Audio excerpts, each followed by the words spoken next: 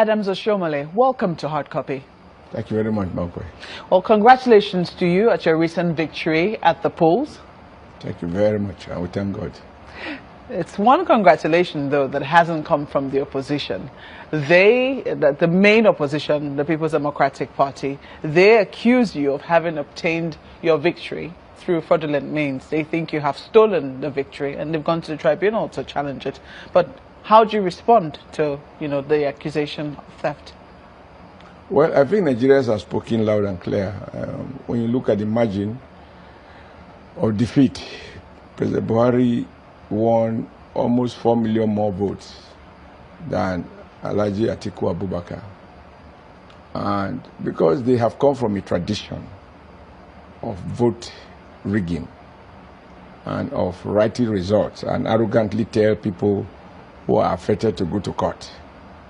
Everyone who benefits from fraud has a tendency to suspect the other person can also defraud him.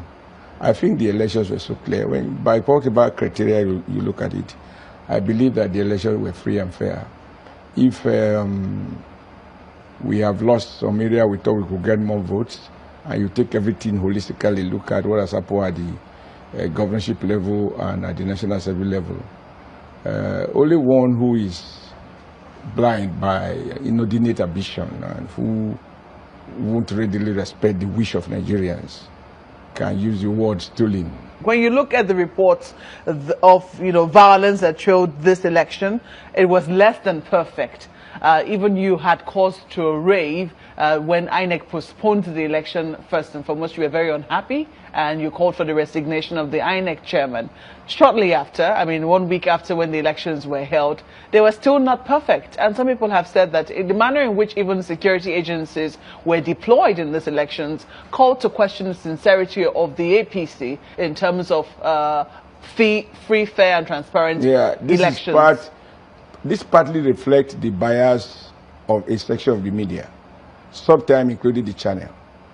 Because when you report violence, for example in Kano, you are unable to locate a particular person known to the people, and you choose to follow hearsay without visual evidence. And I will ask you, how many people were killed? So the point is that, first, we did not conduct the election. I have huge reservations about the way INEC conducted this election. INEC bias against APC is so clear. INEC was biased even in the way he dealt with our primaries. INEC was biased in the way in which he selectively used the car reader or the no-use of car reader in some states. Where it suits them, they had said where car reader was not used, they should record 0. Yet, on paper, on evidence, we have several instances where they transfer this discretionary power to the RX, who then decide where to turn the other way and where to enforce it. That explains why states where we clearly won, they use the no-use of car readers to rig us out. Can you give us so I'm never going to be in a position to defend this INEC that they were free and fair. What state did you clearly win? So it will be grossly wrong on your part to suggest as though this INEC was... What state did you clearly win? Wait. It would be wrong for you to suggest that this INEC was on the side of APC. If anything went wrong in this election, yes, it was substantially due to INEC attempt to favor some people. And I can say it to the face of INEC chairman. I have talked about violence and intimidation. Yeah, and the issue of violence. The issue of violence. Now, I can give you an example. Some people will say, and INEC has said, look, would you not run the elections? We're election managers, yes, but would you not run every aspect of the election? Security is not under our purview. It is strictly under the purview of the government of the day. The government of the day is APC. Can your party absolve itself of saying, no, would you not deploy security to our advantage during these elections? Yes. On the contrary, my view is that the security were largely compromised to corrupt practices by those who have the money to buy their conscience. I have on my phone a text message I said to the IG. Why will you allow XYZ to happen? Look at what happened in Sokoto. The security provide cover to ensure that there was disruption of an area in which they know was a stronghold, and to create a foundation to cancel the outcome of that election so that Tambuwa can win. My conclusion Yes. is that the security war for those who pay them. Can we sincerely say the same thing about the situation in Rivers, where INEC in its report has said that the military was involved in trying to stop collation at the collation center? What I can tell you is that we do not have a candidate in the governorship election where this has become a big issue. APC has no candidate. So we have no vested interest there to defend. Some people say it is the hand of Esau, the voice of Jacob. Listen. I am not here to defend the actions or any actions of the armed forces or the police, because I have my reservations in many cases. How do you think this should be handled? I think they were grossly unfair to APC. So I am not going to defend them and take this out of this conversation. If you feel that there is also a slight to the APC, your party was also at the receiving end of the excesses of security agencies, how do you think that this should be handled, considering the fact that your party is in power? Well, I believe now I want you to take every question, every situation holistically. Now, are you aware that the military high command, as we speak, is investigating the allegations against some of his men and officers in Rivers? But let me just tell you that APC has no governorship candidate in Rivers State. That is not a secret that I'm disclosing to you. The court has already denied us that. You know that that is not the entire picture as well. You do know that the APC has endorsed a candidate. Not APC. I am the chairman of APC. Yes. I have never spoken, and I'm capable of speaking my mind. I have not spoken at any forum that we have now aligned or disaligned with anyone. Are you claiming not to be aware? Listen, there's only one party. That's APC. If there's going to be alignment, I will know. And if you're not, now that does not mean if you're not in the know, or you choose not to be in the know, what happens? Now, it depends on what. I can't choose to be in the know. If I can't know something, I choose not to know it. You're not aware that your party in Rivers State has supported the candidate of the AAC? That has never been discussed with me or with any of the members of the National Working Committee at any level. Let's talk about Zamfara State, where the Court of Appeal in Sokoto recently nullified the primaries which saw your party produce candidates just, let's say, on the eve of the elections. Your party hasn't reacted to that, especially at the national level. What do you have to say about it? It depends on what you describe as reaction. Going to the media to talk is not where the issues are decided. These issues are not resolved in the marketplace. Now, first, the case of Zamfara is a typical example of an extremely biased INEC. And I wrote to the INEC chairman to point out that he has come out too clearly to show his bias, as if he was determined to award the governorship of Zamfara State to PDP and to award 3 senatorial seats to PDP and award 7 House of Rep seats to PDP without any contest, and deny Zamfara people the right to vote for who they wanted. Because we conducted elections in Zamfara. We conducted primaries in Zamfara. And even before the National Secretariat headquarters of INEC received report from their resident electoral commissioner in Zamfara, they rushed out a letter. I'm on record in print as having written to INEC chairman to draw his attention to this bias when he said preemptively that we did not conduct primaries in Zamfara State. Yeah, but and I said, no, that is not true. And incidentally, I draw his attention that as of the time he was writing to us, it is a fact known to everyone that Kano did not conduct any governorship primaries in Kano. When they couldn't do it, they came to Abuja. They hadn't done their governorship primaries at the time when INEC wrote to us that we didn't do primaries. And yet, INEC turned their eye. I think recently a high court ruled that Kano PDP did not conduct primaries, which shows clearly that INEC, has multiple standards depending on who they are dealing with and depending on the forces they choose to favor. This is the appeal court judgment led by, and it was a unanimous decision led by Justice Tom Yakubu. They say the appeal court has power in law to access pieces of evidence on appeal, which we have done. Based on available facts, the respondent did not contradict the INEC evidence on conducting the said primary elections. The appeal court agreed with the lower court in Abuja, which INEC had said they're going to go with, that there was no primaries conducted. INEC has a responsibility to observe primaries being conducted by political parties. How come you did yours and INEC was not a party to it, or did not witness it? They were a party to it. INEC can choose to witness what they witness. That's why I made a point, and I need you to take into account my response to your comments. I said the chief observer, which is the resident electoral commissioner in Zamfara State, has not even submitted this report before INEC wrote that we didn't conduct primaries. INEC wrote that letter not at the instance of any court judicial pronouncement.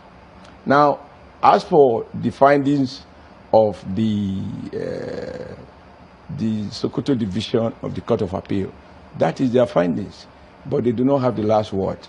I'm not talking about Zamfara anymore. Okay, I'm so using the Zamfara as an instance to bring to your attention what your party members say. A number of them felt that when you became chairman, they felt that your stance was rather hard. You felt that your party could think under your leadership. They have accused you of being very divisive as a chairman. Well, and this came up in the light of the primaries that were conducted in most of the states across the federation. It doesn't matter what anybody says. Like I said then, trees that bear fruit always attract stones. But the result of the elections has shown that this time around, President Muhammadu Buhari in 2015 defeated his opponent by about 2 million votes. In 2019, that was doubled to by 4 million votes. So we've done better. At the in the Senate, as we speak, even though we still have some hanging, we already have 65 senators. In the House of Representatives, we have 223 House members, which is a huge improvement over what my party recorded in 2015. So if the media-backed propaganda, which were not deep, shallow, and completely false, because the media seems to celebrate falsehood much more than facts, because facts doesn't appear to have much attraction. The result of the eventual election has shown that under my leadership, my party has done much, much better. You're accusing the media. Yeah, I do. And some people will say it is sometimes when I watch some of the analysis. Because when you look at what happened in not on the media, by the way, a section of the media. When you look at what happened in Ogun State, for instance, the media did not conjure that. When you look at what happened in Imo State, the media did not conjure that. Those were typical instances of the divisiveness that had happened within your party. Yeah. When you look at the ruling of the fact that party members went to court in Zamfara State, that is not the making of the media. And for you, this is news. These are facts. This is news that people go to court, and when they go to court, they are always right. Now look at the final outcome. Now you talk about divisive. That is part of the media bias, your own bias. What is divisive? That we conducted the primaries. A governor felt that he must have his way.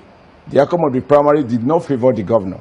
And because the party decided to follow the rule rather than submit to the intimidation of a governor, the party has promoted divisiveness. But Ogun people has resolved that issue by voting massively. And the party candidate, the candidate that was produced by that primary, has now been endorsed by the good people of Ogun State. Would you say you are not humbled by this fact? Would you say you paid dearly for it in Imo State? What paid dearly? No.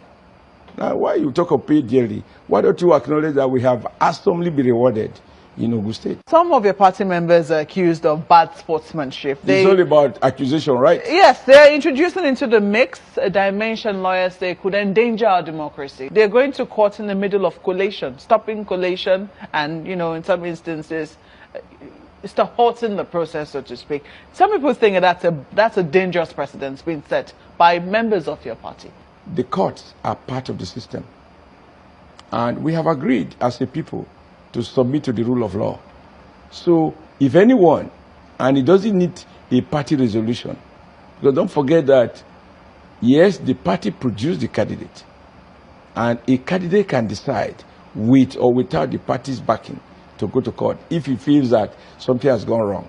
So that people approach courts rather than resort to cutlass is, for me, positive. Anytime anybody chooses to go to court, I don't think we should worry. The only thing that we need to make sure that the judiciary recognize that is a huge responsibility that they have to play in their own part, on their own part, to contribute to the sustenance of democracy. So approaching the court is not like approaching a military armory. It doesn't kill. It merely helps to pronounce who is right or wrong in the eyes of the law. And if more and more Nigerians have faith in this process, I believe violence will be out of it. Looking ahead, the jostling for the 2019 leadership, National Assembly leadership seats have started. Your party has said they're interested in filling all the seats apart from the minority seat. What? You have said you're interested in filling all the seats apart from the minority seat. However, some people already say you shouldn't impose what you want on us. You should let us speak what it is that we want for ourselves. How are you going to handle this? Not how we're going to handle it. We're already handling it. The thing is that there are universal rules that we can't invent a Nigeria variant. In America, which we often refer to, obviously because we all claim to copy the American presidential system, it's obvious that when the majority, when they go to the polls, I think Mrs. Pelosi is probably a correct example that I found quite interesting. So we don't need to do any archival work to understand this. She was the speaker on the basis of the fact that the Democrat had majority. When they went for an election and the Democrat lost to the Republicans and the Democrat had minority members, she became minority leader. And I forget the name of the guy now who then became the speaker. Now, in the last midterm election, the American people favored the Democrats with majority, and Pelosi automatically became the speaker. You cannot have a democracy in which you have majority and then minority produce the deputy senate president. It was wrong. But it happened because we could not manage our numbers. Well, 2015 is an instance. Sorry to interrupt you, sir. 2015 is an instance, but I also refer to 2011 as well, where it was not your party, it was the PDP this time around. But they obviously went against what their party wanted, and it was because of that disagreement, that non-management of the process, that eventually saw them defect to your own party when 2015 was around the corner. The question is, how do you ensure that these defections do not keep happening within I like the ruling party? I like your recollection that the leadership that emerged was not, in 2011, was not the favored leadership by the PDP. Yes. And that as a consequence, you didn't put that, but it is implied. As a consequence, over time, that leadership, which was not the preferred leadership, decamped to another party. That is the danger of people who assume position by manipulating the system to emerge against the wish of their people. But don't forget that it is not for nothing that the Nigeria Constitution did not allow, as we speak, for independent candidate. You must belong to a party. And the party is not expected to be a mere electoral platform. If once people get elected, now they cannot be elected as independent, but once they get elected, then they become independent and they begin to do whatever they like. They can move to the left, they can move to the right, they can move to the center, and you can't predict anything. My dream on becoming chairman is that we must put an end to this. Now, during the election, we went around to campaign for these people. When we get to state, we say, the Gesama Harikasa, which means from the president to the National Assembly, to the governor, to the House of Assembly. We campaigned for all of them. We provided logistic support for every senator that contested on APC platform. We provided logistic support for every senator, every congressman that contested on APC platform. Now, having won as a party, and on the logo, on the bylaw, there is no portrait of anybody. And the Supreme Court has said it is parties that win election, not individuals. Now, if this is the truth, you think it makes sense that once the elections are over, parties should go to sleep and we now have a cocktail of individuals, everybody doing whatever he likes? I think that is the issue. What we seek to do is to be able to deliver on the promises we made to Nigeria people as a party. Let us talk about national unity. One of the things that people talk about is a country divided, and usually the divisions become bigger after elections. You know, there have been criticisms that your comments after the elections have not helped. You said that the vice president was never destined to be president. Some people say that, but your candidate presented himself 4 times before he eventually clinched it the 4th time. And they felt that that statement was a bit hurtful to those who had voted, to the 11 million voters plus who had voted for the Vice President Atiku Abubakar. And they're wondering, moving forward, how does your party intend to, bring Nigerians together and heal the wounds usually caused during an election? Nigerians are much more than the politicians. The aspiration of Nigeria is not tied to the whims and caprices of a particular politician. So the issue of national unity, I'm happy you've raised it. Part of the reason we thought it's worthwhile, and I believe it is, why we have to have a conversation with our National Assembly members, is to be able to persuade them to service the geopolitical diversity of Nigeria. Because if you simply go with the logic, theory, of go and vote, it is your right to vote, they will exercise that right. The outcome can be embarrassing in terms of national unity. And that is why we thought we needed to have a conversation. What positions are you looking at giving, or are you leaving for somebody from the southeast, for instance, which was one region that complained bitterly of marginalization? Those who complain of marginalization, is it that because they didn't have governors of their own choosing? Is it because they didn't have a minister in their own state?